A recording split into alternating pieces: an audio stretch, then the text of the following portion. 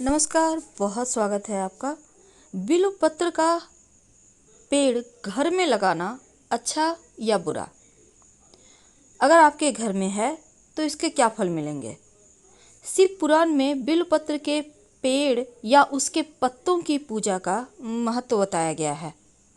मनुष्य ही नहीं, देवता भी बिल्वपत्र के वृक्ष की पूजा करते हैं। अगर हम पुराणों की माने तो भगवान शिव शिवलिंग पर बिल्वपत्र अर्पित करने वाले की हर कामना पूरी करते हैं। बिल्वपत्र के पत्ते शिव जी की ऊर्जा को अवशोषित करते हैं और इसे भगवान को चढ़ाया जाता है। इसमें कुछ ऊर्जा समा जाती है। बिल्वपत्र के पौधे की जो जड़ हैं, इनके आसपास स्नान करने से ब्रह्मांड के सभी पवित्र जल में स्नान करने का पुण्य फल प्राप्त होता है और वह व्यक्ति पवित्र और दिव्य हो जाता है।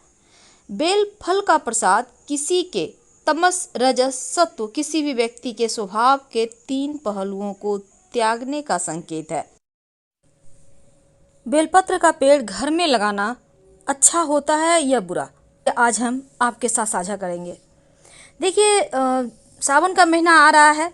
अब ऐसे में आप शिव जी को हर रोज ही बेलपत्र अर्पित करेंगे और सावन के महीने में या फिर प्रदोष व्रत के दिन भी आप बेलपत्र अर्पित करें तो फिर इससे पुण्य ही नहीं सिर्फ प्राप्त होता बल्कि पापों से भी मुक्ति मिलती है।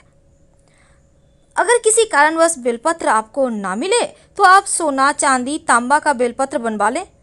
वैसे आपको सुनार के यहाँ मिल जाएगा और फिर उसी से आप पूजा करें, नित्य दिन शिव जी पर अर्पित करें। भगवान शिव को जब आप बेलपत्र अर्पित करते हैं तो जीवन के हर कष्ट ही दूर हो जाते हैं। माना जाता है कि बेलपत्र के पेड़ की जड़ में महादेव का वास होता है और इसीलिए इसे श्री वृक्ष भी कहते हैं और बेल के फल को श्रीफल कहते हैं। बेलपत्र की 3 पत्तियां एक साथ होना त्रिदेव के रूप भी माना जाते हैं और बेलपत्र को लेकर एक किंवदंती है कि एक बार पार्वती जी ने अपनी उंगली से अपने ललाट पर आया पसीना पोंछकर फेंक दिया। उनके पसीने की कुछ बूंदें मंदार पर्वत पर गिरी और उसी से बेलपत्र का वृक्ष उत्पन्न हुआ।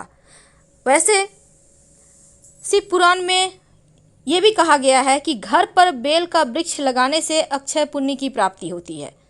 मान्यता यह भी है कि जिस स्थान पर बेल का पौधा होता है वह काशी तीर्थ के समान पवित्र हो जाता है, पूजनीय स्थल हो जाता है और इसका प्रभाव यह होता है कि घर का हर लोग यशस्वी होता है, तेजस्वी होता है। साथ ही ऐसे घर परिवार के बीच प्रेम भाव रहता है।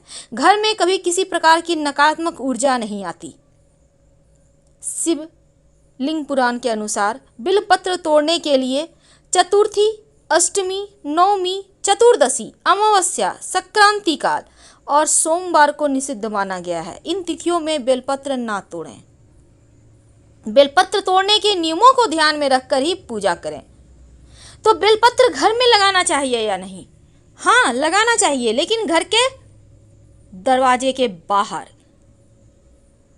या फिर बाउंड्री वॉल के अंदर भी लगवाएं, लेकिन मुख्य दरवाजे पर। सामने बेल, पीछे केला। याद रखिए, केले का वृक्ष हमेशा पीछे लगाया जाता है और बेल का वृक्ष हमेशा सामने लगाया जाता है। ऐसा घर कभी भी श्रीहीन नहीं होता। ऐसे घर में रहने वाले लोग कभी भी किसी तकलीफ में, मुसीबत में नहीं आते। दिन दूनी रात चौगुनी तरक्की होता है। शिवलिंग पर बिल्वपत्र चढ़ाने के पहले पत्तियों पर आप चंदन या अष्टगंध से ओम या फिर नमः शिवाय या फिर राम लिखिए, फिर आप अर्पित करें। आपकी दुर्लभ मनोकामनाएं भी पूरी हो जाएगी। तो घर पर बिल्वपत्र का पेड़ लगाना अच्छा माना गया है, शुभ माना गया है। ऐसी मान्यता है जिस घर में बिल्वपत्र का वृक्ष होता है उस घर पर शिव जी की कृपा बरसती है और जिस घर में यह पेड़ लगाया जाता है वहां माँ लक्ष्मी सदा वास करती है। धन धान्य की कोई कमी नहीं होती, बस दिशा का ध्यान रखना है।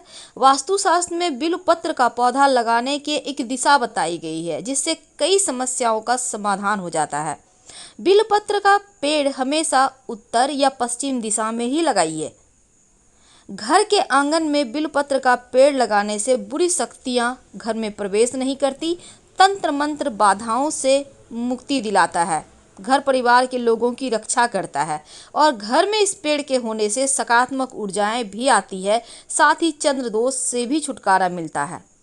ज्योतिष में यह भी कहा गया है कि बिल्वपत्र का पत्ता कभी बासी नहीं होता और आपके पूजा के लिए बिल्वपत्र का पत्ता नहीं है तो आप दूसरे का चढ़ाया हुआ बिल्वपत्र को धोकर दोबारा से शिव जी को अर्पित कर सकते हैं। हम आपसे विदा लेते हैं। जानकारी अच्छी लगे तब लाइक कर सब्सक्राइब करें, अपनों से शेयर करें और कमेंट में हर हर महादेव जरूर लिखें। धन्यवाद।